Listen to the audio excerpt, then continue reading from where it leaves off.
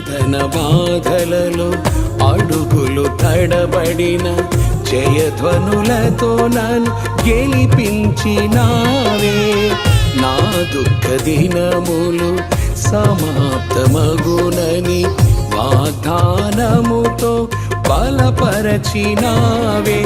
రక్షణయే నీకు ప్రాకారములనియు, ప్రఖ్యాతియే నీకు గుమ్మములనియు.